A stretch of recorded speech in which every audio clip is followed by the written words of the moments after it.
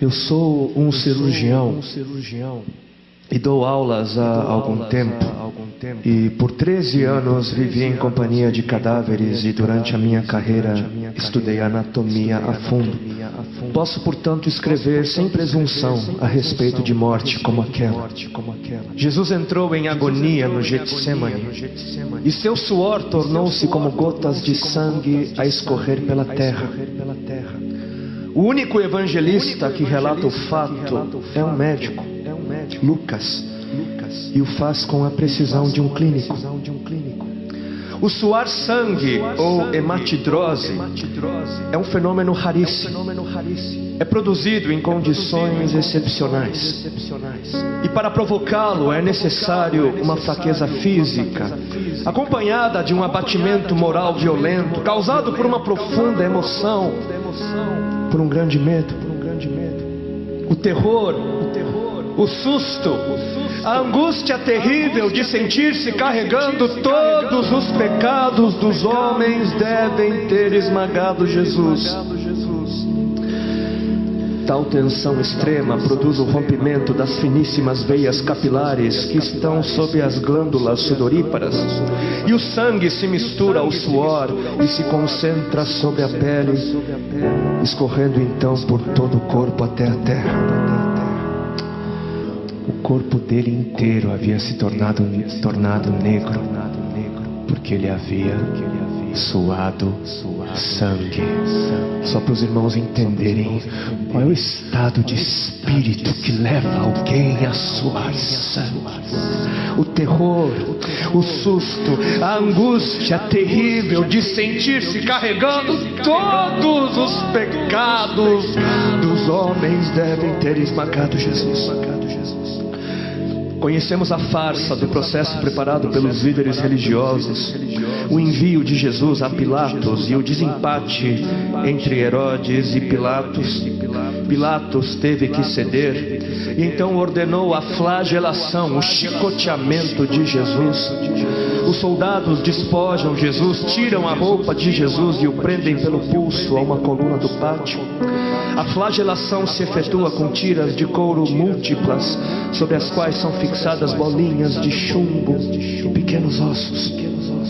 Os carrascos devem ter sido 2, um de cada lado e de diferente estatura, e golpeiam com chibatadas a pele já alterada por milhões de microscópicas hemorragias do suor de sangue. A pele se dilacera e se rompe, o sangue espirra. A cada golpe Jesus reage em um sobressalto de dor. As forças se esvaem, um suor frio lhe impregna a fronte, a cabeça gira em uma vertigem de náusea, calafrios lhe correm ao longo das costas. Se não estivesse preso no alto pelos pulsos, cairia em uma poça de sangue. Depois o escárnio da coroação, com longos espinhos mais duros que os de acácia. Os algozes entrelaçam uma espécie de capacete e o aplicam sobre a cabeça de Jesus. Os espinhos penetram no couro cabeludo, fazendo-o sangrar, e os cirurgiões sabem o quanto sangra o couro cabeludo. Pilatos, depois de ter mostrado aquele homem dilacerado à multidão feroz, o entrega para ser crucificado. Colocam sobre os ombros de Jesus o grande braço horizontal da cruz, que pesa uns 50 quilos. A estaca vertical já está plantada sobre o Calvário. Jesus caminha com os pés descalços pelas ruas de terreno irregular, cheia de pedregulhos. Os soldados o puxam com as cordas. O percurso é de cerca de 600 metros. Jesus, fatigado, arrasta um pé após o outro. Frequentemente cai sobre os joelhos e os seus ombros estão cobertos de chagas, de ferimentos. Quando ele cai por terra, a viga lhe escapa, escorrega e lhe esfola o dorso. Sobre o Calvário tem início a crucificação. Os carrascos despojam o condenado, tiram a roupa do condenado, mas a sua túnica está colada nas chagas, nos ferimentos, e tirá-la produz dor atroz. Quem já tirou uma atadura de gás e de uma grande ferida percebe do que se trata. Cada fio do tecido adere e cola a carne viva, e ao levarem a túnica se laceram as terminações nervosas postas em descoberto pelas chagas. Os carrascos dão um puxão violento, e há um risco de toda aquela dor provocar uma síncope. Mas ainda não é o fim. O sangue volta a escorrer. Jesus é deitado de costas. As suas chagas se incrustam de pequenos elementos. Depositam-no sobre o braço horizontal da cruz. Os algozes tomam as medidas. Com uma broca é feito um furo na madeira para facilitar a penetração dos pregos. Os carrascos pegam um prego, um longo prego pontudo e quadrado, apoiam-no sobre o pulso de Jesus e com um golpe certeiro de martelo o plantam e o rebatem sobre a madeira. Jesus deve ter contraído o rosto assustadoramente. O nervo mediano foi lesado. Pode-se imaginar aquilo que Jesus deve ter provado: uma dor lancinante e agudíssima que se difundiu pelos dedos e espalhou-se pelos ombros, atingindo o cérebro. A dor mais insuportável que um homem pode provar, ou seja, aquela produzida pela lesão dos grandes troncos nervosos, que provoca uma síncope e faz perder a consciência. Mas em Jesus não. O nervo é destruído só em parte, e a lesão do tronco nervoso permanece em contato com o prego. E quando o corpo for suspenso na cruz, o nervo se esticará fortemente como uma corda de violino esticada, e a cada solavanco, a cada movimento, vibrará despertando dores dilacerantes. Elevam a Jesus. Os ombros da vítima esfregam dolorosamente sobre a madeira áspera. As pontas cortantes da grande coroa de espinhos penetram o crânio. A cabeça de Jesus inclina-se para a frente, uma vez que o diâmetro da coroa o impede de apoiar-se na madeira. Cada vez que o mártir levanta a cabeça, recomeçam pontadas agudas de dor. Pregam-lhe os pés. Ao meio-dia, Jesus tem sede.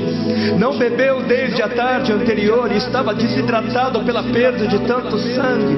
Seu corpo é uma máscara de sangue. A boca está semiaberta e o lábio inferior começa a pender. A garganta seca lhe queima, mas ele não pode engolir. Tem sede. Um soldado lhe estende sobre a ponta de uma vara uma esponja com bebida ácida de uso entre os militares. Tudo aquilo é uma tortura atroz. De repente, um estranho fenômeno se produz no corpo de Jesus. Os músculos dos braços se enrijecem em uma contração que vai se acentuando. Os bíceps esticados e levantados, os dedos se curvando. É como acontece a alguém ferido de tétano. A isto que os médicos chamam de tetania. Quando os sintomas se generalizam, os músculos do abdômen se enrijecem em ondas imóveis. Em seguida, os músculos entre as costelas, depois os do pescoço e finalmente os músculos respiratórios se enrijecem. A respiração se faz pouco a pouco mais curta. O ar entra, mas não consegue mais sair. Jesus respira com o ápice dos pulmões. Tem sede de ar como um asmático em plena crise. Seu rosto pálido pouco a pouco se torna vermelho, depois se transforma num violeta purpúreo. Jesus é envolvido pela asfixia. Seus pulmões cheios de ar não podem mais esvaziar-se. A fronte está impregnada de suor, os olhos saem fora de órbita. Mas de repente algo acontece. De repente algo acontece. Lentamente, com um esforço sobre-humano, Jesus toma um ponto de apoio sobre o prego dos pés. Ele esforça-se a pequenos golpes, se eleva, aliviando a tração dos braços. Os músculos do tórax se distendem, a respiração torna-se mais ampla e profunda, os pulmões se esvaziam e o rosto recupera a palidez inicial. Mas por quê? Por que este esforço? Por quê? Porque Jesus quer bradar: Pai, perdoa-lhes porque não sabem o que fazem. E logo em seguida o corpo de Jesus começa a afrouxar-se de novo e a asfixia recomeça. Foram transmitidas 7 frases pronunciadas por ele na cruz, e cada vez que quer falar ele deverá elevar-se, tendo como apoio o prego dos pés. Inimaginável! Atraídas pelo sangue que ainda escorre e pelo coagulado, enxames de moscas unem ao redor do seu corpo, mas ele não pode enxotá-las. Pouco depois o céu escurece, o sol se esconde, de repente a temperatura diminui, logo serão 3 da tarde, e depois de uma tortura que dura horas e horas, todas as suas dores, toda a sua sede, todas as cãibras, toda a asfixia, todo o latejar dos nervos medianos lhe arrancam um lamento: Deus meu, por que me desamparaste?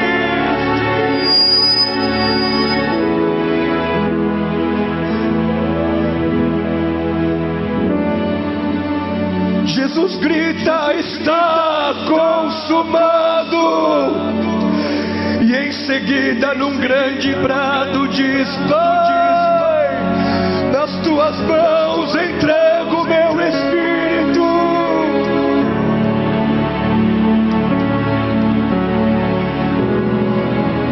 E morreu no meu lugar e no seu.